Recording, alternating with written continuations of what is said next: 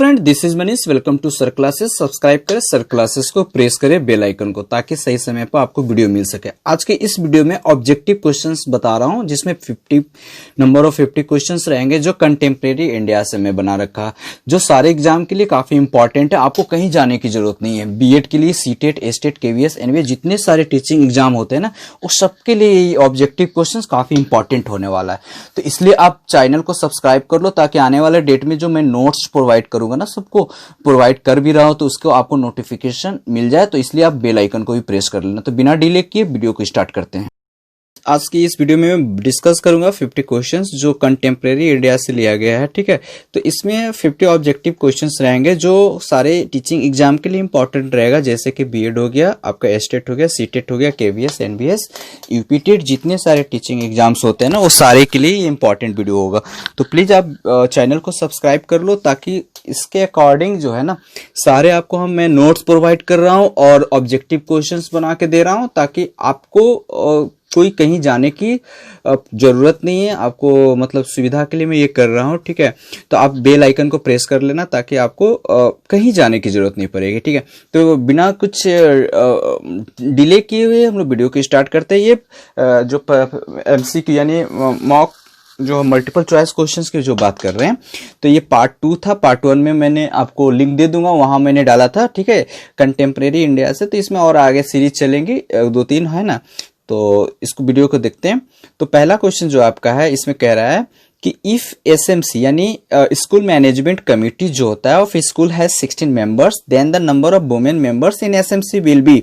तो मैं बता दूं कि एसएमसी जो होता है स्कूल मैनेजमेंट में 75% जो है आपका पेरेंट्स से मतलब कहा गया है कि आपका जो स्टूडेंट्स का जो पेरेंट्स होते हैं वो बाहर वो रहेंगे फिर 75%, लेकिन 25% स्कूल का ही स्टाफ रहेगा, स्कूल से रहेंगे रिलेटेड। तो उस 75% में जो है ना, ये 50% जो है आपका वुमेन्स रहेगा, वुमेन रहेंगे। ठीक है, वुमेन रहेंगे। तो इस यही कह रहा है कि एसएमसी 16 मेंबर्स का 50% कितना होगा, तो 8 होगा, यानी 8 इज राइट आंसर, यानी 50% आरक्षण किया गया है वुमेन्स के लिए। नेक्स्ट क्वेश्चन पे आते हैं। Which of the following are the function of SMC. तो एसएमसी का क्या फंक्शन होता है? पहला ऑप्शन देख लीजिए, monitor the working of school, prepare and recommend school development plan, monitor the utilisation of the grants. तो इसमें से सब जो हो ना, ये सब सही है, यानी D is right answer. Okay, D is a right answer. Next question पे आते हैं। The duty of teacher is यार, टीचर की ड्यूटी क्या होती है? तो maintaining regularity and punctuality in attending school, ये भी सही है। Conduct and complete and curriculum in time, ये भी चाहिए, यानी करिकुलम को कंडक्ट करना और कंप्लीट करना है टाइम पर। Access the learning ability to each child, ये भी सही है। ऑल ऑफ द अबव, ये भी सही है, यानी ऑल ऑफ द अबव, यानी ऊपर का तीनों जो आंसर होगा सब सही है। तो डी ऑप्शन से right answer. If a teacher is not professionally qualified after how many years of RT, मतलब right to education implementation, he will have to possess the required qualification. तो क्या होनी चाहिए? ऑप्शन देख लो, 3 years, 2 years, 5 years, none of the होते हैं। इसमें से आंसर क्या होगा? 5 years। या 5 years is the right answer. Okay, next question. जो कांट थे ना, कांट के अकॉर्डिंग ये फिलोसफर थे, तो उनके फिलोसफी जो कवर किस चीज को करती है? तो पहला था idealism, realism and idealism, realism, phenomenalism. तो राइट आंसर रियलिज्म और आइडियलिज्म दोनों को ये क्या करता है? कवर करता है, कांट का फिलोसफी। ठीक है, नेक्स्ट क्वेश्चन देख लेते हैं। Which of the following institution provide in service education for college teacher? 6 number की बात कर रहा हूं मैं, तो देख लेते हैं options. University department, UGC academic staff college, C district institute education and training DIET जिसको बोलते हैं, और institute of advance study in education. तो right UGC academic staff college right answer, B option होगा। नेक्स्ट देख लेते हैं 7 नंबर। Destiny of India is being shaped in her classroom, this is stated in। तो right answer is education commission 1964 to 66। Okay, इसका statement था। National education commission को जब पता है आपको 1964 60 इसके कोथारी कमीशन भी कहा जाता था। ठीक है, नेशनल नॉलेज कमीशन जो होता है, नेशनल जो एनसीएफ भी कहा जाता था इसको, मतलब कह सकते हैं कि एनसीएफ 2005 है ना, नेशनल करिकुलम फ्रेमवर्क। अब ये बात करते हैं कि यूनिवर्सिटी एजुकेशन जो यूईसी यानी इसका जो था चेयरपर्सन थे, इसको मतलब ये आपका जो फर्स्ट इसको राधा कृष्णन कमेटी भी कहा जाता है, ठीक है। और एक था 1986 जो था national NPA, national policy on education. Okay, next हम देख लेते हैं क्वेश्चन नंबर 8 की बात करते हैं। तो the meaning of universalization of elementary education is to be provide. तो यूनिवर्सलाइजेशन एलिमेंट्री का जो था क्या प्रोवाइड करता है, तो ऑप्शन देखते हैं education for all, education of girls and disadvantage sections, या free education to all children up to 14 years, या free and compulsory education to the children in the age group 6 to 14। तो right answer is 6 to 14, यानी free and compulsory education to the children in the age group 6 to 14। Question number 9 देख लेते हैं, ठीक है। Which of the following was not include under 10 core areas suggest by the NP 96 curriculum। तो option देख लेते हैं, inculcation of scientific temper, equality of sex, promotion of professional ethics, या स्मॉल फैमिली नॉर्म। तो right answer is promotion of professional ethics. Okay, next देखते हैं question number 10।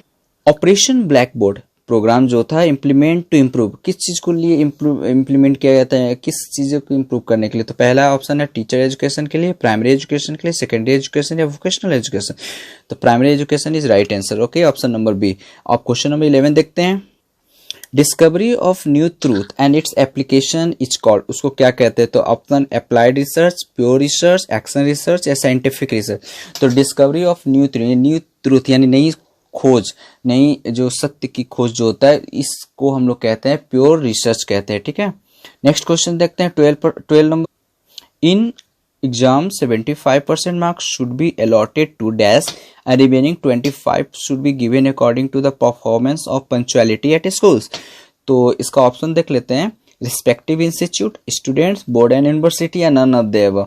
तो board and university, ठीक है। नेक्स्ट क्वेश्चन देख लेते हैं 30 number. All level of education are provided from the nursery to the university stage।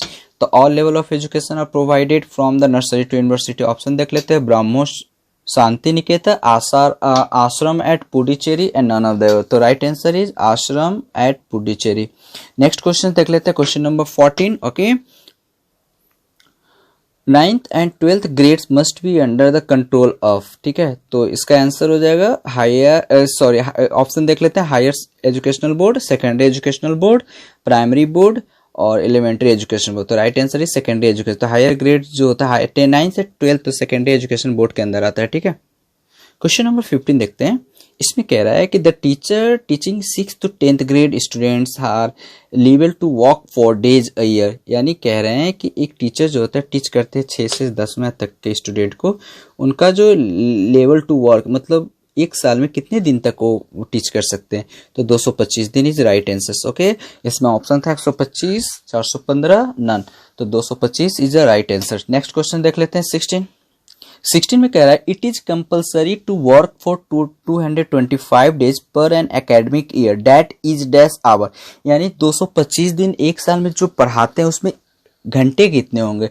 तो ऑप्शन है 1500, 1600, 1270, या none of these.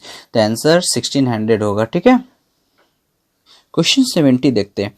Teachers who give good performance must be awarded with medal by. तो option हो जाएगा, मतलब जो टीचर अच्छे performance करते हैं उनको अवार्ड दिया जाता है, किसके द्वारा। ऑप्शन सुनेंगे, इंस्टीट्यूट, प्रिंसिपल, या प्रेसिडेंट एंड गवर्नर, या प्राइम मिनिस्टर। तो आंसर क्या होगा, प्रेसिडेंट एंड गवर्नर के द्वारा, ठीक है। क्वेश्चन नंबर नेक्स्ट देखते हैं कि from dash grade religious studies must be compulsory, ठीक है, but later it should be considered as an elective subject. तो ऑप्शन देखेंगे 7th to 9th, 6th to 12th, 6th to 8, none of the above. तो इसका answer क्या हो जाएगा, 6 to 8 हो जाएगा, ठीक है। क्वेश्चन नंबर 90 देखते हैं कि the meaning of universalization of primary education is to provide. Option सुनेंगे, education to all, free and compulsory education to the children 6 to 14 years age, education to all girls children, या फिर last option all above. तो right answer is free and compulsory education to the children. जो 6 से 14 साल के लिए उनको free and compulsory education की यूनिवर्सलाइजेशन प्राइमरी एजुकेशन जो है बात करती है, ठीक है। नेक्स्ट क्वेश्चन है कि in which year IGNOU was established. तो इग्नू का इस्टेब्लिश्ड किस ईयर में हुआ था। ऑप्शन सुनेंगे 1985, 1986, 1996, 2007, या फिर नॉन ऑफ द तो राइट आंसर इज 1985। 1985 में इग्नू का स्थापना हुआ था। ठीक है, next question. VEC under SSA stand for, तो VEC किसके अंडर में आता है? मतलब VEC अंडर SS का मतलब सर्व शिक्षा अभियान, और VEC का मतलब विलेज एजुकेशन कमेटी। तो यहाँ पर ऑप्शन है विलेज इनेबलिंग। VEC का मतलब होता है विलेज इनेबलिंग काउंसिल, नहीं होगा। विलेज इन्वायरमेंट कमेटी नहीं होगा। विलेज एजुकेशन कमेटी, ये सही answer, village education committee is right answer. ठीक है, और नेक्स्ट हम देखते हैं DIET का। DIET स्टैंड फॉर, DIET का फुल फॉर्म क्या होता है? तो ऑप्शन देख लेते हैं। पहला है district institute of educational technology, district institute of elementary teacher, district institute of education and training, and the last option district institute of elementary training. तो right answer is district institute of elementary training is right answer. Next question जो है, the 1968 national policy teachers education, जो national policy जो था NPE, ये 1968 में start हुआ था, जो adapted by the Indian government led stress on the following aspect of teacher education. तो ऑप्शन सुनेंगे आप। Travel allowance and family pension for teacher, second promotion and retirement facility for teachers, या फिर C adequate emoluments and academic freedom for teacher, या none of the above। तो right answer is adequate emoluments and academic freedom for teachers। तो ये सभी सारी चीजें थी। नेक्स्ट क्वेश्चन है 24, the opinion that our aim should be to produce men who possess both culture and aspect knowledge given by. तो option सुनेंगे Montessori, Froebel, professor AH Whitehead, या नन ऑफ दीज। तो right answer is professor AH Whitehead. 25, the national flagship program of education Sarva Shiksha Abhiyan M eight. सर्व शिक्षा अभियान का जो था M क्या था? ऑप्शन सुनेंगे। First option universalisation of secondary education, special education in primary school, या यूनिवर्सलाइजेशन ऑफ एलिमेंट्री एजुकेशन, या none of this. Universalisation of elementary education is right answer. Next question देखेंगे 26, on how many weeks an academic year must be consist, यानी एक week में, जो academic year होता है उसमें कितना वीक जो होता है कंसिस्ट होते हैं, मतलब काम करने की बात करिए। तो 40 इज राइट आंसर। ऐसे ऑप्शन थे 41, 46, नन ऑफ द अबव। तो 40 is right answer. Okay, next हम बात करेंगे an emergency leave of teacher. Emergency leave जो होता है मस्ट बी, मतलब टीचर को मिलना चाहिए कितना? लिसेंट फ्रॉम 22, है ना, लिसेंट फ्रॉम 22। ऑप्शन सुनेंगे 8, 17, 5, या नॉन ऑफ दिस। तो 5 is right answer. Okay, 5 is right answer. Next, how much the duration of secondary education is recommended. ठीक है, तो इसका जो सेकेंडरी एजुकेशन जो होता है उसमें कितना ड्यूरेशन की बात कही गई है, जो कितने सालों तक पढ़ सकते हैं बच्चे। तो ऑप्शन सुन लेंगे 7 years, 4 years, 1 year, none of this। Secondary education recommend for 7 years। 7 years is right answer. Option number A is right answer. Okay, next question है कि राष्ट्रीय माध्यमिक शिक्षा अभियान जिसको RMSA लॉन्च्ड इन मार्च 2009। तो इसमें जो बात कही गई थी कि राष्ट्रीय माध्यमिक शिक्षा अभियान जो है कब लॉन्च किया गया था? तो मार्च 2009 में किया गया था। ठीक है, नेक्स्ट बात करते हैं कि द रीजनेबल, इस सब का ऑप्शन नहीं दिया और डायरेक्ट मैं क्वेश्चन बनाकर डाल दिया इसका आंसर के साथ। The reasonable distance secondary schools, यानी पहली बात है कि रीजनेबल जो डिस्टेंस था सेकेंडरी स्कूल्स के लिए 5 किलोमीटर एंड 7 से 10 kilometre, 7 to 10 kilometre for high secondary, यानी सेकेंडरी स्कूल्स के लिए 5 किलोमीटर और हाई सेकेंडरी के लिए 7 to 10 kilometre. Okay, what the percentage of central government bear in RMSA implementation expect north eastern state? तो 75% था। फिर बाद में इसी को 12th प्लान में जो है ना 50-50 कर दिया गया था, यानी RMSA what is the ratio sharing pattern between central and state 12th year plan? तो 50-50 हो गया था। नेक्स्ट बात करते हैं RMSA what is the ratio of people teacher ration, यानी PTR पीपल टीचर रेशियो क्या था? तो 1:2, यानी 30 स्टूडेंट पर एक टीचर होंगे, ऐसा बात कही गई थी। ठीक, अनाउंस क्वेश्चन नंबर 34। ओके, तो 34 में ये बोला गया है कि RMSA का एम्ड क्या था? Expanding the improving the standard of secondary education 11th और 12th को क्या करना था, इसको इम्प्रूव करना था, उसको एक्सपेंड करना था, ज़्यादा से ज़्यादा लोगों के पास पहुंच सके। 35 में बात करते हैं total cost of RMS during 11th plan. तो जो 20,120 करोड़ की बात कही गई थी 11th प्लान में, ठीक है। अब बात है 36 क्वेश्चन नंबर 36 में बात करते हैं कि which of the following dates of is mention the preamble of the constitution of India.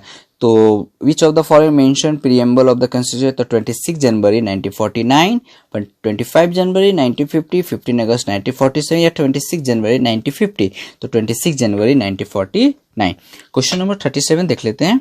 इसमें बात करेगी the preamble is useful in constitutional interpretation because it use, option सुन लेंगे, यूज वैल्यू लोडेड वर्ड्स, या option B contain the real objective and philosophy of the constitution maker, या option C is a source of power and limitation, या option D gives an exhaustive list of basic feature of the constitution। तो right answer is B, contained the real objective and philosophy of the constitution maker।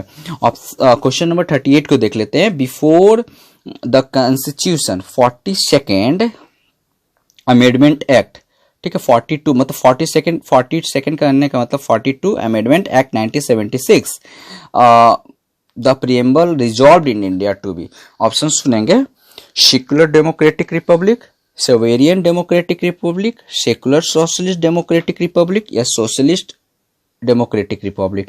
तो right answer is sovereign democratic republic. Okay, question number 39, which of the following liberty is sought to be secured to the citizens of India in the preamble। तो option सुन लेंगे, thought expression, belief, faith and worship, option B thought expression, belief and faith, option C expression, belief, faith and worship, option D thought expression, faith and worship। तो right answer is A, thought expression, belief, faith and worship। Question number 40 पे आते हैं, ठीक है। तो इसमें बोला गया है कि by which amendment of the constitution were the word socialist and secular added in its preamble. तो ऑप्शन सुनेंगे 42 amendment, 43 amendment, 44th amendment, 45th amendment. तो 42 amendment is right answer. Okay, next 41 पे आते हैं। Question number 41, which of the following is not a fundamental rights. तो इसमें से कौन फंडामेंटल राइट नहीं है, तो ऑप्शन देखेंगे, right to equality, right to property, right to freedom, right to constitutional remedy. तो right to property is right answer. Okay, next option, the fundamental right in our constitution are inspired by the constitution of. तो fundamental जो right था, जो हमारे constitution, inspired किस country से, किस country के कॉन्स्टिट्यूशन से हुआ था। ऑप्शन सुनेंगे, united state of America, united kingdom, Switzerland या कनाडा। तो united state is right answer. Okay, 43 देखें, right to property was removed from the list of fundamental right during the reason of. किसके reason में ये fundamental मतलब right to property को हटा दिया गया था फंडामेंटल राइट से। तो ऑप्शन सुनेंगे, मिसेज इंदिरा गांधी, मोरारजी देसाई, अटल बिहारी वाजपेयी या पीवी नरसिम्हा राव। तो मोरारजी देसाई के समय में इसको क्या कर दिया गया, हटा दिया गया फंडामेंटल राइट से। नेक्स्ट क्वेश्चन है 14, which article of the constitution of India abolish untouchability and forbid it's practice in any form. तो आर्टिकल 16, आर्टिकल 17, आर्टिकल 18, आर्टिकल 50। तो आर्टिकल 70 जो प्रीफर करता है अनटचेबिलिटी को, प्रोहिबिटेड। ओके, क्वेश्चन नंबर 45 देख लेते हैं कि which one among the following has the power to regulate the right of citizenship in India. तो the union cabinet, the parliament, article 11, the supreme court, the law commission. तो right answer is the parliament, article 11। ठीक, question number 46, article 17 और article 18 constitution provided, क्या provide करता है। तो option सुनेंगे, social equality, economic equality, political equality और religious equality. तो 17 और 18 जो है सोशल इक्वालिटी प्रोवाइड करती है। ठीक है, 17 देख लेते। The constitution of India describe India is a union state, union of states या क्वासी फेडरल, ठीक है, या federation of state and union territories या फिर यूनिटरी स्टेट्स। तो कॉन्स्टिट्यूशन ऑफ इंडिया डिस्क्राइब किस चीज को करता है, यूनियन स्टेट्स के बारे में। ठीक है, यूनियन स्टेट को बोलता है। क्वेश्चन नंबर 48 देख लेते हैं। 48 में यह है कि which of these is not included as a fundamental right in the Indian constitution. Right to freedom of speech, right to equality before the law, right to constitutional remedies या right equal wages for equal work. तो right answer is right to equal wages for equal work, यानी इसमें से नहीं है fundamental. Right to freedom of speech fundamental rights है, right to equality before the law freedom rights है, right to constitutional remedy जो है फंडामेंटल राइट, लेकिन right to equal wages for equal work जो है ना आपका ये फंडामेंटल राइट DPSP है। ओके, क्वेश्चन नंबर 49 कह रहा है कि the instrument of instruction contained in the government of India act 1935 has been incorporated in the Constitution of India in the year 1950। तो ऑप्शन सुनेंगे fundamental right, directive principle of state policy, extent of executive power of state या conduct of business of the government of India. तो right answer is directive principles of state policy. और last में हम लोग अंत question में पहुंच गए, क्वेश्चन नंबर 5। इसमें बात करते हैं कि विच one of the following is a human right as well as fundamental right under the Constitution of India। तो इसमें ह्यूमन राइट भी है और साथ ही साथ फंडामेंटल राइट्स भी है, जैसे कि ऑप्शन सुनेंगे right to information, right to education, right to walk, right to housing. तो राइट टू एजुकेशन जो है ये हमारा ह्यूमन राइट्स भी है, साथ ही साथ फंडामेंटल राइट्स भी है, तो इसीलिए ये आपका right to education is right answer. Okay, तो आई होप ये वीडियो काफ़ी आप लोग को अच्छा होगा और ये आपके सारे एग्जाम के लिए जितने भी एजुकेशन से रिलेटेड, जैसे आपको कहीं इधर उधर भटकने की जरूरत नहीं, आपको एक जगह पर मैं क्या कर दिया हूँ, कलेक्ट करके क्वेश्चंस को ला कर दिया हूँ बीएड स्टेट जितनी भी टीचिंग एग्जाम होते हैं सीटेट सबके लिए। तो आई होप ये वीडियो आप लोगों को काफ़ी हेल्पफुल होगा।